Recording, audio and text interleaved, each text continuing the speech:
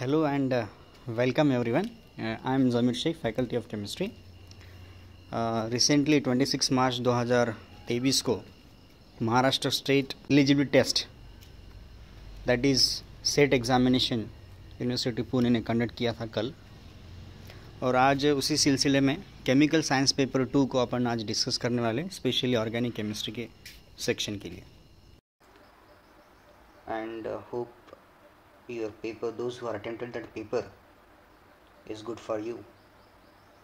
We'll discuss the questions from organic chemistry or from the organic background first. Basically, if you look to the question paper, particularly from organic chemistry section, the questions are from almost all topic. That means the questions cover up the all topics. सारे questions जो है ये almost सारे topic से questions आपको मिले हैं, right. So starting from, अगर हम जनरल ऑर्गेनिक केमिस्ट्री की बात करते हैं, जैसे रिएक्शन मैकेनिज्म और reactive intermediates, right, the kinetics of the reactions, some simple reactions that is called named reactions, stereochemistry, functional group transformation, right, reagents, name reactions, some organic spectroscopy questions, aromaticity, pericyclic, photochemistry, natural product. Most of the topic जो है उसमें से questions इसमें आए हुए.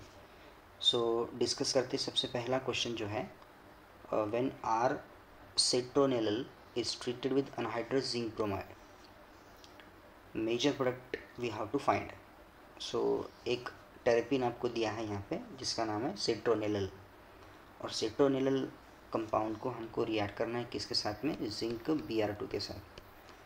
सो if you see the role of what zinc bromide, it is a Lewis acid, और अगर ये लेविस एसिड है तो ये कोऑर्डिनेट होगा किसके साथ में, the lone pair from your oxygen. And this is the best example of Alder ene reaction. किसका एग्जांपल है ये, अल्डरइन का एग्जांपल है ये, और जिसमें क्या होता है, अलाइलिक हाइड्रोजन जो होते हैं, so they are transferred on to the unsaturation, जो एडजेसेंट में प्रेजेंट रहेगा यहाँ पे, ठीक है. This bond will be shifted at here, and now this pi bond is going to make the, ऐसे जाएगा, मतलब कार्बोनिल कार्बन जो है वो वहाँ पे बनेगा. So there is a formation of a ring ना, ऐसे आपका बनेगा. But what about the stereochemistry behind that reaction. So there is a transformation of citronellal to isopulegol, okay. और आइसोपुलेगॉल जो है वो किस तरह का मॉलिक्यूल है, so this is what the molecule that is called the isopulegol. So basically ये first जो रिएक्शन जो आपको पूछी गई थी ऑर्गेनिक केमिस्ट्री में, so that is example of Alder ene reaction, ठीक है. किसका एग्जांपल है ये, Alder ene reaction. Basically it is called as ene reaction. Moving to the another question from the same organic chemistry. The molecule is given, that is the unsaturated ether, and we are going to treat it with the H2PDC now. You know that H2PDC जो है ये basically अपन hydrogenation के लिए इसको use करते हैं, hydrogenation, right. In addition to that हम इस रीजन का और यूज़ कहाँ पे कर सकते हैं, हेट्रोजिनोलिसिस, स्पेशली हेट्रोजिनोलिसिस, यानी कि जो हेट्रो एटम बॉन्ड होते हैं, CX bond, specially benzylic bond वगैरह जो होती है, सबसे पहले इसको क्लीव करता है. सो H2PDC क्या करेगा, इसको क्लीव भी करेगा. At a time this double bond is also get reduced because it is a hydrogenation followed by hydrogenolysis. तो दोनों हो रहे इसके अंदर, इसीलिए इस रिएक्शन का जो प्रोडक्ट है वो एक्सपेक्टेड कैसे आना चाहिए, this will be a benzene ring, ठीक है. यहाँ से तो ये वाला बॉन्ड ब्रेक हो गया आपका, तो हम इसको ऐसे, how many carbon we have, 1 2 3 4, 1 2 3 and 4. This will be your answer for P. And what about this H2 in the presence of RH Cl PPS thrice now. So this is basically called as a Wilkinson catalyst, which is a square planar, ठीक है, and used for the hydrogenation of alkene, ठीक है, hydrogenation of alkene. अब ये bulkier molecule रहने की वजह से क्या करता है, जो मोर क्राउडेड बॉन्ड होता है, डबल बॉन्ड, वहाँ पे काम नहीं करता है. It will be attacked on to the, या it will be reduced to the sterically least crowded. लेकिन आपके पास एक ही डबल बॉन्ड प्रेजेंट है, ठीक है, आइसोलेटेड में, so that's why that will B reduces, और आपको जो प्रोडक्ट है वो इस तरह से आपको मिलना है, राइट. सो ऐसा आपको ऑप्शन ढूंढ के निकालना है जिसमें ये वाले दो ऑप्शंस होंगे. So P is here and Q is here. So we will see the options, right. यहाँ पे देखो कुछ ऑप्शंस आपके सामने दिए हैं A to D, जिसमें हम बता सकते हैं, ठीक है. A और D देखो यहाँ पे ये जो दो ऑप्शंस है लगभग आपके यहाँ पर और यहाँ पर ये विल्किंसन के प्रोडक्ट नहीं हो सकते. फिर आपको ऑप्शंस A और B में आपको आइडेंटिफाई करना है. यहाँ पे जो क्लीवेज हुआ है ये कार्बन कार्बन का क्लीवेज हुआ है, right. That means this is not the correct answer. ये जो हुआ है ये ऑक्सीजन कार्बन का क्लीवेज हुआ है, that is called the benzylic and that will be done by H2PDC. This is the answer particularly from your the particular question, right, this one. आगे बढ़ते हैं एक और क्वेश्चन की तरफ, जो क्वेश्चन नंबर 74 था. मेजर प्रोडक्ट आपको प्रेडिक्ट करना है इस रिएक्शन में.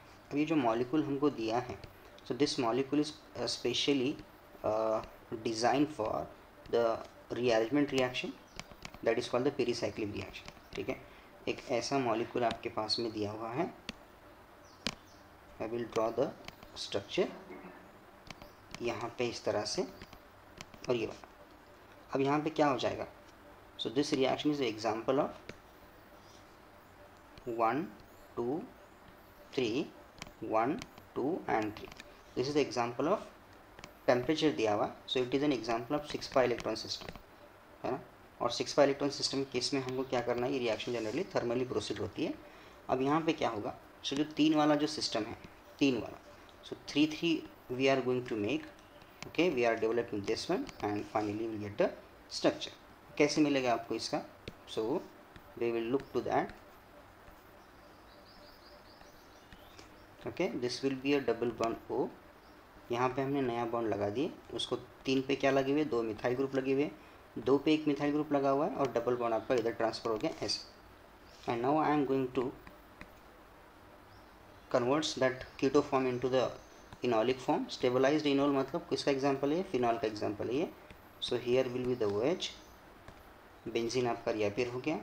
यहाँ पे जो बना है ये नया आपके लिए बॉन्ड है, this are the 2 methyl groups. उसके बाद यहाँ पर एक मिथाइल ग्रुप आपका रहेगा, ओके, और ये वाला डबल बॉन्ड मैं ऐसे लगाता हूँ. ऐसा आपको ऑप्शन आपको ढूंढ के निकालना है. So that will be your answer particularly for this question. So अगर हम OH और इसका रिलेशनशिप देखते तो दे आर आर्थो. OH और ये वाला ग्रुप कैसा होना चाहिए, आर्थो होना चाहिए. सो that's why your expected answer जो है वो क्या रहना चाहिए आपका, A is the correct answer for that question. So another question from the particular reactive intermediate, and in that question they given the derivative of what anthranic acid. You know that the anthranic acid is basically the compound of look at this HONO and primary amine is given. Basically what happened with this reactant, so this NH2 is undergo the diazotization using that the nitrous acid, right. It converts into the diazonium salt, and that salt along with that CO2H, that is removal of what CO2 is going to take place, and there is a development of additional one bond that is called the benzene. So this is the intermediate you might have learned in general organic chemistry, this one, okay. And here is what the methoxy group. Now in benzene, so benzenes are nothing but the abnormal triple bond. So that abnormal triple bond show electrophilic character rather than nucleophilic in normal triple bond. So this OMe is a donor, it donates the electron particularly at adjacent carbon. So your incoming nucleophile cannot be reached at here, so it will be attacked at onto the second positions with respect to that OMe. That's why your question particularly for that your answer will be expected will be this one. So we have to just find the answer having the meta relationship between the primary amine as well as the methoxy group, okay. So like your answer will be the B now, okay. Let's move on to the next reaction. That next reaction will be from again the modern synthetic reactions. Here the first reaction will be, first step will be what, the sodium azide in the presence of DMF. So it will be SN2 type of reaction where Br is displaced by the N3 ion, okay. Now later on that N3 ion which reaction with the triply bonded compounds now. Now which are the triply bonded compound? Basically look at this system. So here suppose I'm mentioning that this is R, N, double bond N, double bond N, which will be the positive, and here will be negative. So when I join with this CO2 Me, this is what CO2 and Me. What happened here? So this is the best example one can call as a cyclic reaction. Cyclic product will be formed, and that reaction is called as a click reaction. Okay, you might have learned the click reaction. It is also called as a 1,3 dipolar. The 1,3 dipolar, one can say the cycloaddition reactions. And in these reactions particularly, this group will be joined like this fashion, and you will get the 5-membered ring now. Okay, 5-membered ring with the R and that CO2 Me, so quite are the opposite to each other now. So look at the options together, you will get the product now. So there is a formation of what the product, like look at this one. So I will mention this your whole, ये पूरा का पूरा आपका क्या रहेगा, ये R रहेगा, ठीक है. उसके बाद मैं यहाँ पे निकालता हूँ, this will be my nitrogen, ये दूसरा नाइट्रोजन निकाला, यहाँ पे एक डबल बॉन्ड N बना दिया मैंने, और ये वाला बना के मैं इसके साथ इसको ज्वाइन करके यहाँ पे मैं लिखता हूँ CO2 Me. तो ये वाला ऑप्शन हमको जो है वो फाइंड आउट करना है, right. So that will be the correct answer, ठीक है. मतलब R और CO2 Me जो है ये कैसे रहेंगे, so they are separated by 1 carbon, ठीक है, and that will be your correct answer for that question. तो इसमें 2 स्टेप हो गई, एक पहला हो गया SN2 followed by the click reaction.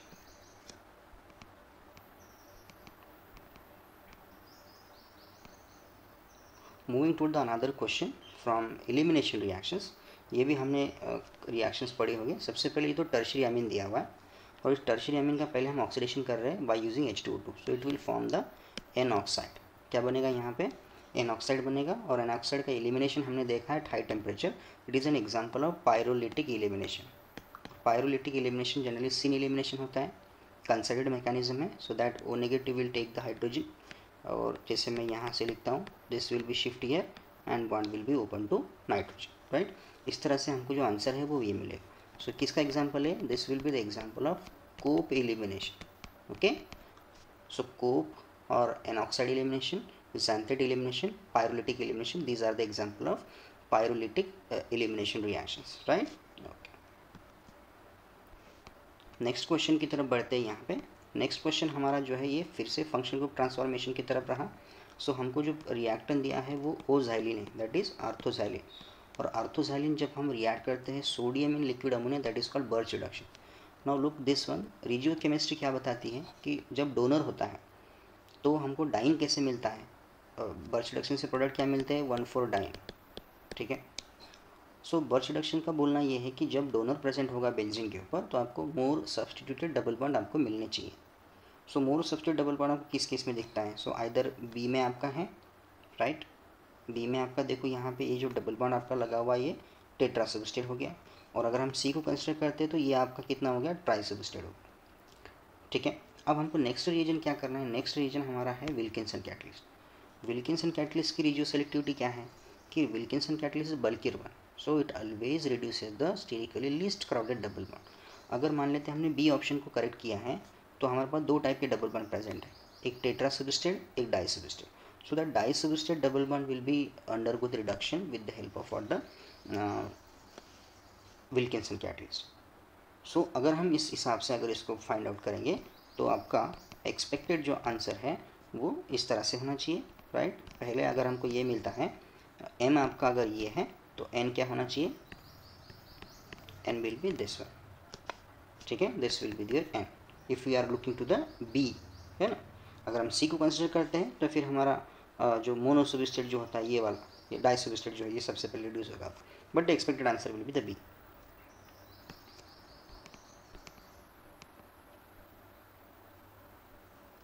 Looking to the another reaction, आपको डायरेक्टली प्रोडक्ट दिया है, और जो प्रोडक्ट दिया जाता है तो we have to look the which will be your starting material.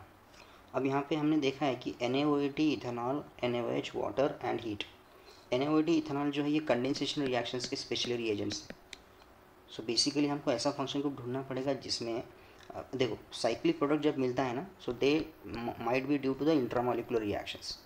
फिर इंट्रामोलिकुलर रिएक्शंस कौन से हो सकते हैं, जैसे हमने क्लेजन पढ़ा हुआ है, क्लेजन कंडेंसेशन आपको सबको पता है, वो इंटरमोलिकुलर है, लेकिन उसका एक फॉर्म है दैट इज कॉल्ड डाइकमन, है ना। डिकमन में क्या होता है कि हम इंट्रामोलिकुलर कंडेंसेशन कर सकते हैं। जैसे पहला एग्जांपल आप देख सकते हैं यहाँ पे, कि सबसे पहले अगर मैंने यहाँ से सोडियम इथॉक्साइड से प्रोटॉन एक्सट्रैक्ट किया और इस कार्बनिक कंपाउंड पे अगर मैं इसको रिएक्ट करता हूँ, तो मेरे पास क्या ऑप्शन रहेगा, मेरे पास एक ऑप्शन ये है कि मैं 1 2 3 4 और 5 मेंबर की रिंग बना रहा हूँ जो कि हमारे प्रोडक्ट में है। सो अब रिंग जब बनती है ना, तो यहाँ पे साइमल्टेनियसली आपको क्या मिलता है, CO2 मिलेगा, ठीक है। और इस CO2 को हमने सोडियम हाइड्रोक्साइड और NaOH के साथ, वाटर के साथ ट्रीट किया तो COH हो गया।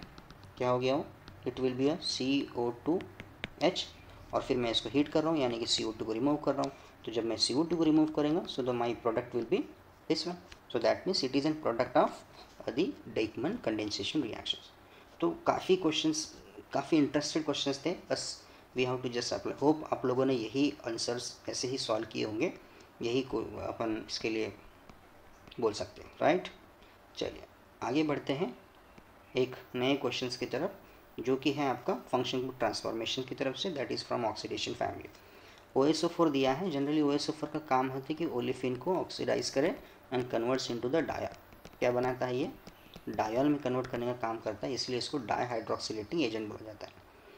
सिलेक्टिविटी इस रीजन की क्या है कि ये जो दिखता है डबल बॉन्ड, इस डबल बॉन्ड को बेसिकली हम क्या कर रहे हैं, ऑक्सीडाइज कर रहे हैं। बट कैसे ऑक्सीडाइज करेंगे, it should be from same side, right, it should be from what the same side. So ऐसे आप उसको बता सकते हैं कि डाईहाइड्रोक्सिलेशन जनरली सिन होता है। OSO4 is used for the syn dihydroxylation, इसके लिए आप इसको यूज़ करते हैं।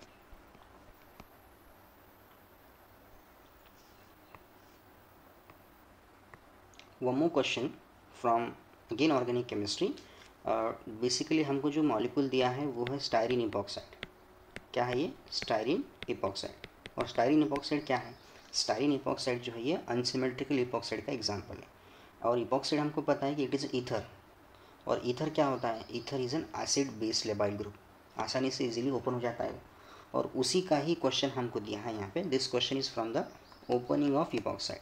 कहाँ से आया ये, ओपनिंग ऑफ इपॉक्साइड। लेकिन एक चीज़ हमें ये भी पता होनी चाहिए कि जो इपॉक्साइड होते हैं अगर अनसिमेट्रिकल रहा, it is an example of unsymmetric. और अनसिमेट्रिक जहाँ पे होता है तो अनसिमेट्रिक इपॉक्साइड की ओपनिंग जो है रिजिड सेलेक्टिव होती है। फिर रिजिड सेलेक्टिव का मतलब क्या होता है कि जहाँ पे कंडीशंस हमको देखने होते हैं। लेट्स एग्जांपल, मेरे पास अगर base this methanol and sodium methoxide means it is a basic condition, और methanol in water, protonated water, मतलब ये कौन सी कंडीशन है आपकी, एसिडिक कंडीशन। तो वेरी सिंपल थिंग है आपके पास कि जब बेसिक मीडियम हम यूज़ करते हैं, it will be open epoxide from sterically least crowded side, that is SN2 process. और जब एसिडिक मीडियम की बात आती है तो पहले प्रोटोनेशन आपका होगा ऑक्सीजन का, ईथर वाले ऑक्सीजन का, और फिर ये मोर क्राउडेड साइड से आपका ओपन होगा बिकॉज फॉर्मेशन ऑफ कार्बोकैटायन। इसीलिए मोर साइड से ओपन होगा मतलब OMe यहाँ पे जाना चाहिए, और लीस्ट साइड से ओपन होगा मतलब OMe यहाँ पे आना चाहिए। तो that will be the correct answer, that's simple, right. So always remember, unsymmetrical epoxide अगर होगा तो product will be the major and minor. तो इस केस में मेजर आपका कौन सा होगा, ये वाला मेजर होगा, ठीक है। यहाँ पे शायद 2 होना चाहिए, ठीक है, ऐसे। और माइनर की केस में, इधर की केस में मेजर आपका ये वाला होगा, okay. So that is called the regioselective opening of the epoxide. ये हमने पढ़ा होगा शायद सेमेस्टर 3 में, आपको ऑक्सीडेशन रिडक्शन में आपको ये दिया है, right. Moving to the next question. Next question is again from the function group transformation, that is called the protection family. So in your reactant we have 2 types of what, the alcohols. अब alcohols अगर 2 type के दिए हैं तुमको, उसमें से differentiate कैसे करोगे आप। So this alcohol is secondary, this alcohol is also secondary. दोनों अल्कोहल अगर आपके पास सेकेंडरी है तो फिर इनमें डिफ्रेंशिएशन कैसे करोगे। Yes, this alcohol is near to crowded, that is crowded side, इसका मतलब ये हिंडर्ड है, राइट। और ये वाला कैसे आपका अनहिंडर्ड है। एंड ये जो रिएजेंट दिया है, this reagent is also called as a trimethyl silyl chloride, and that reagent is specially used to convert alcohol toward the ethers, है ना। सिलिल ईथर बनाने का काम ये करता है, मतलब अल्कोहल को प्रोटेक्ट कर रहा है। सो हम इसमें क्या करते हैं, हमारे पास मेन हमारा रिएजेंट जो है वो पीडीसी है, दैट इज़ pyridinium डाइक्रोमेट, ठीक है। और इस रिएजेंट का काम होता है ऑक्सीडेशन करना, लेकिन दोनों अल्कोहल का ऑक्सीडेशन होगा क्या, होगा, यस ऑब्वियसली दोनों का होगा, बट यहाँ पे सबसे पहली स्टेप क्या दी गई है, प्रोटेक्शन। प्रोटेक्शन किसका होता है, जो सेलिल क्लोराइड है, trimethyl liquid, it only protect to the sterically least crowded alcohol, यानी कि जो फ्री है, अनहिंडर्ड है, उसका करेगा वो, और हिंडर्ड वाला वैसे के वैसा रहेगा आपका, राइट। फिर पहली स्टेप आपकी वो हो गई, अल्कोहल का प्रोटेक्शन हो गया। दूसरी स्टेप में आपको उसका मेन रिएक्शन करनी है, that is called the oxidation. अब हमने ऑक्सीडेशन किया with the help of PDC, और जब ऑक्सीडेशन होता है तो किसका हो जाएगा, this OH, hindered OH will undergo the oxidation, converts into the ketone, secondary alcohol है ना, secondary alcohol converts into the ketone CO, ठीक है। और आपको देखने की CO कितनी जगह पे, CO यहाँ पर है, यहाँ पर, यहाँ पर, सिर्फ A में CO नहीं है, इसलिए A तो वैसे ही कट गया आपका, ठीक है। अब यहाँ पे देखना ये होता है कि तीसरा रीजन का क्या बोलना है, तीसरा है आपका डाइल्यूट HCl। सो जो ROTMS हमने बनाया, इसको HCl जनरली यानी कि हेलोजेंस जनरली इसको ओपन करते हैं, that is called the D protection, और हमको जैसे कि वैसा OH हमको मिले।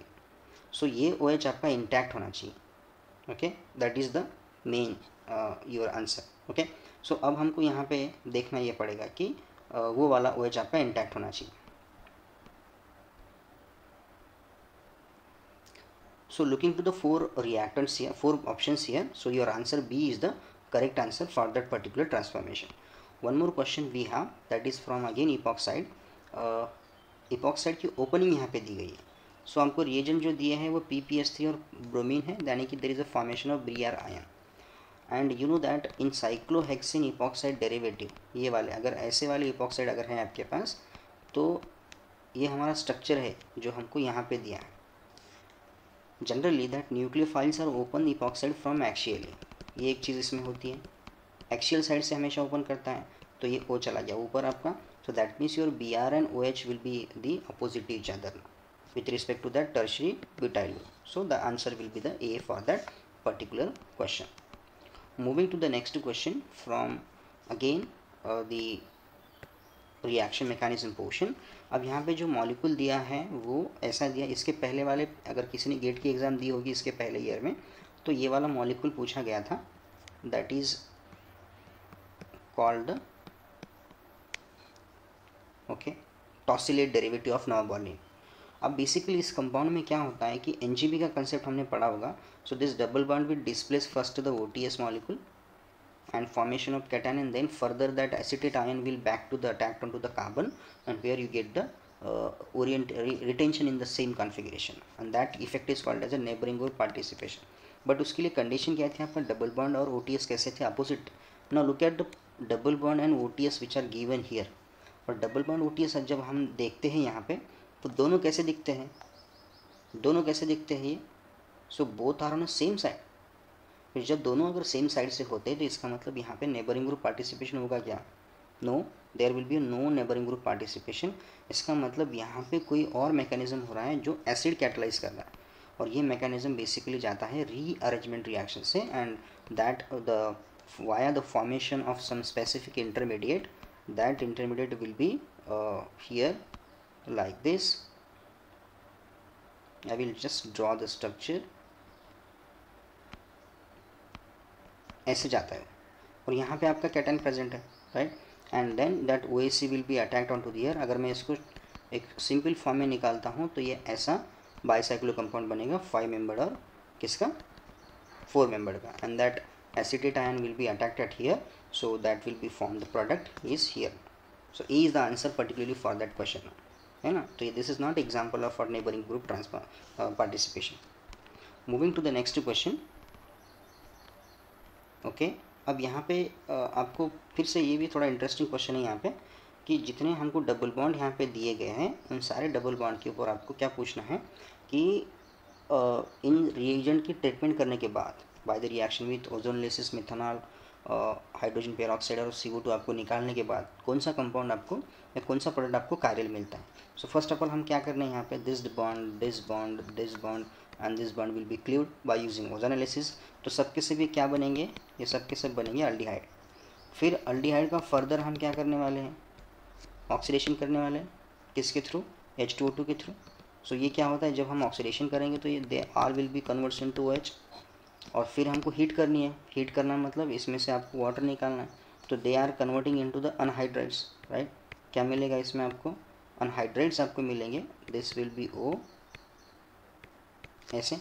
अब ये सारे के अनहाइड्राइड आपको देखने हैं, जो अनसिमेट्रिक आपका रहेगा, सो that will be the chiral product particularly for that reaction.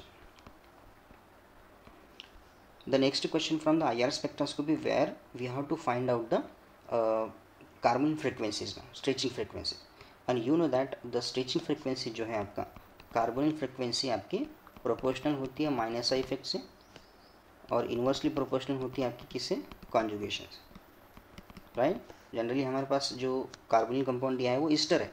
Easter की जो वैल्यू है आपकी वो 1730 से लेकर 1765 तक आपका जाता है, ठीक है, या उससे भी थोड़ा 10-20 हम कंसिडर कर सकते हैं। अब कॉन्जुगेशन कहाँ पे वो देखो। सो कॉन्जुगेशन इज़ हियर, यहाँ पे conjugation in terms of carbonyl है, in terms of double bond भी है, 2 बार कॉन्जुगेशन हो रहा है। यहाँ पे आपका कॉन्जुगेशन इधर जाने के बजाय आपका इधर भी जा सकता है, राइट। सो बेसिकली हम ये बता सकते हैं कि जहाँ पे जितना ज़्यादा कॉन्जुगेशन है उसकी वैल्यू सबसे कम आएगी, मतलब सेकंड में कॉन्जुगेशन सबसे ज़्यादा तो उसकी वैल्यू सबसे कम।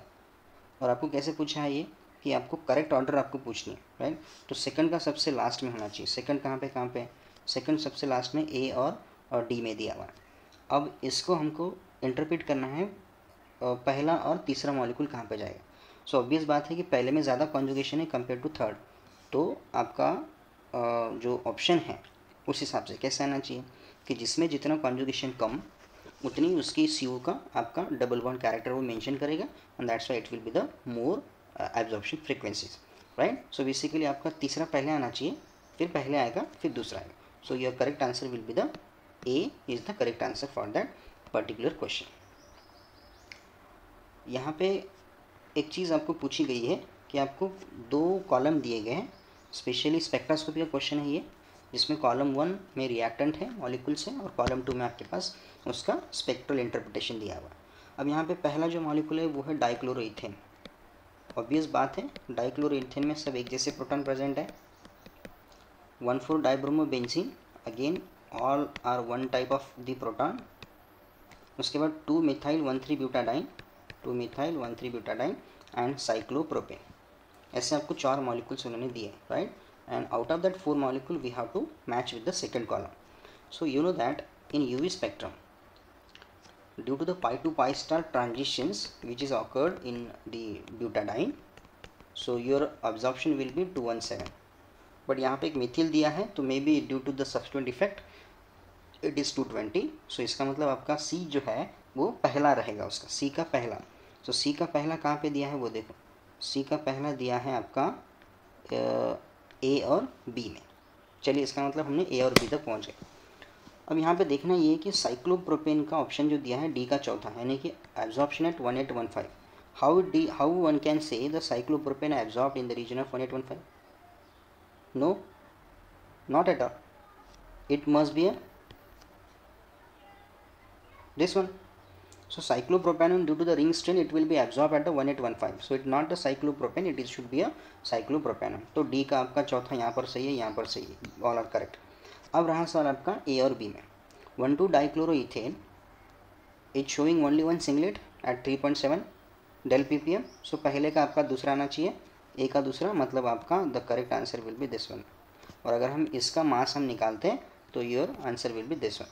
सो कितना आ रहा है आपका डाइब्रोमोबेंजीन।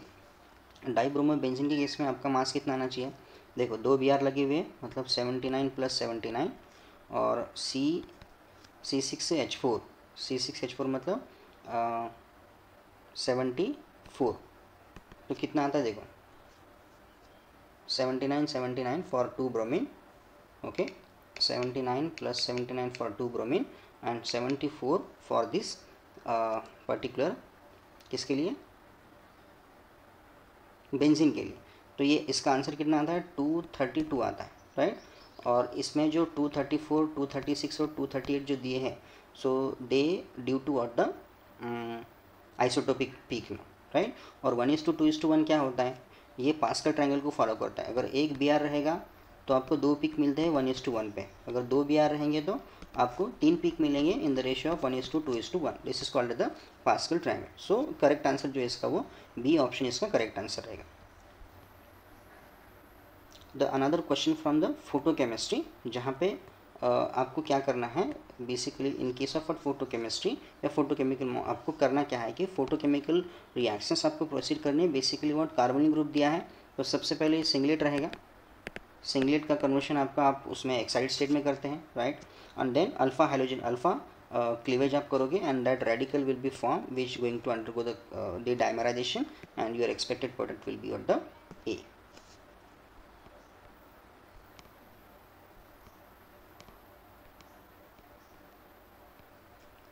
So another question from the same photochemistry, and the question is from again the carbonyl compound, specially that is called as the Norris type 2। अब यहाँ पे क्या होता है, this is alpha, this is what beta and this is what the gamma।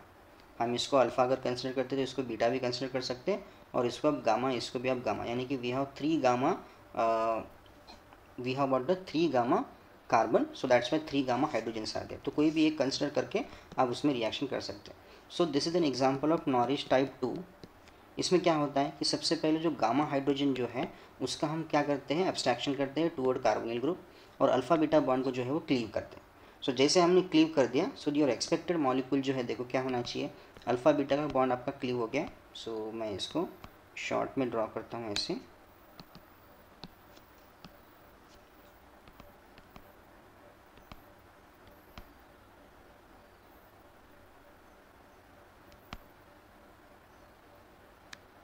यहाँ पर एक radical बन गया आपका, ठीक है, एंड यहाँ पर एक रेडिकल बना हुआ है, यहाँ पर एक रेडिकल बना हुआ है, और ये आपका कौन है, COPH के साथ में H लगा हुआ है।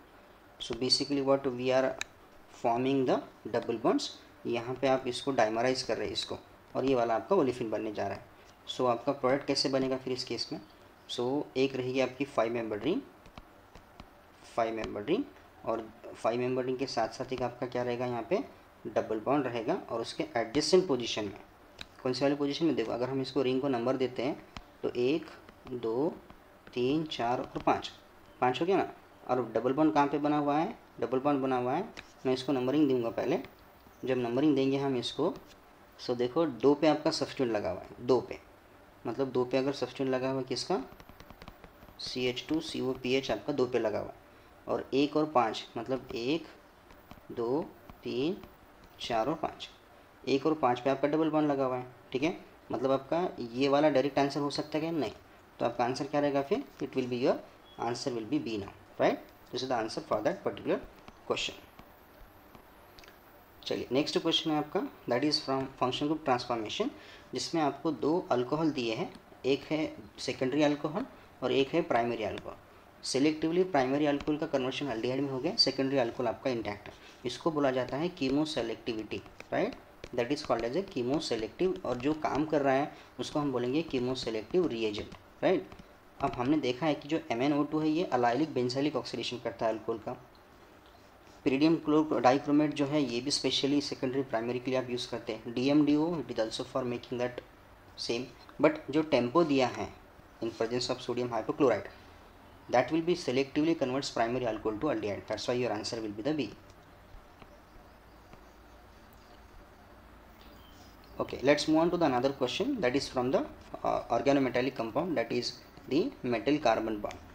अब यहाँ पे जो प्रोडक्ट आपको दिया है वो कॉन्जुगेशन का कन्वर्शन हो गया आइसोलेट, यानी कि जो डबल बॉन्ड जो था वो निकल गया। यहाँ पे देखो डबल बॉन्ड रहा क्या आपका, नहीं। और जब कॉन्जुगेशन का कन्वर्शन आइसोलेटेड कार्बन में होता है तो ऐसे रिएक्शंस को हम बोलते हैं conjugate addition. And you know that conjugate addition के लिए हमारे पास 2 फेमस रिएजेंट है। सबसे पहला एक है गिलमन रिएजेंट, जिसको हम बोलते हैं R2CuLi। क्या नाम है इस रिएजेंट का, R2CuLi, यानी कि लिथियम डाई अल्काइल क्यूप्रेट। सो इनमें से, और एक दूसरा रिएजेंट है आपका Grignard reagent in combination with copper iodide या कॉपर सैट। तो हमारे पास ऐसे कितने 2 रिएजेंट हैं जो ये काम करते हैं। फिर इसमें से देखो विनिल लिथियम वाटर कट गया, विनिल मैग्नीशियम, लेकिन CO के साथ है ये भी कट गया, विनिल मैग्नीशियम वाटर ये भी कट गया, बच गया आपका vinyl lithium in the presence of copper. अब विनिल लिथियम का मतलब क्या है, this is your vinyl lithium, और इसके साथ हमने रिएक्शन किसकी की है, copper iodide. So that will be converts into the your reagent that is called divinyl lithium cuprate. और वो कैसे रिएक्ट होता है? सो जैसे मैं यहाँ पे इसको निकालता हूँ, this will be 2CuLi। Now here this negative charge is going to be attracted here, और ये कैसे कर रहा है? कॉन्जुगेट एडिशन करेगा, और कॉन्जुगेट एडिशन की वजह से आपको ये प्रोडक्ट मिला है। सो आपका आंसर जो रहेगा वो A is the answer for your question.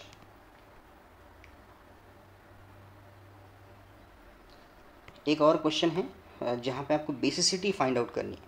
Basicity कैसे निकालते हैं? Nitrogen generally are basic in nature, tertiary amines weak base होते हैं सेकेंडरी से, cyclic amines are more basic than acyclic amine, और सबके सभी साइक्लिक अमाइन है। फिर इसमें सबसे ज़्यादा बेसिक जो होता है वो पहले वाला कंपाउंड रहेगा, और सबसे लीस्ट बेसिक आपका चौथा रहेगा, क्योंकि वो टर्शियरी है, राइट। और ये दो क्यों बीच में जाते हैं? ये दो इसलिए क्योंकि इसमें हेटेरो एटम प्रेजेंट है। फिर सबसे पहला ज़्यादा बेसिक रहेगा, सबसे चौथा सबसे कम बेसिक रहेगा। तो इसमें आपको डिक्रीजिंग ऑर्डर में निकालना है, तो पहला और सी ऑप्शन आपका करेक्ट। क्वेश्चन आता है कि सेकंड और थर्ड में किसको प्रायोरिटी देंगे? सेकंड और थर्ड में देखा जाता है कि जिसकी इलेक्ट्रोनेगेटिविटी कम रहेगी उसकी बेसिसिटी सबसे ज़्यादा रहेगी। मतलब आपका सल्फर 2 पॉइंट समथिंग 2 ऑक्सीजन से तो कम है, राइट।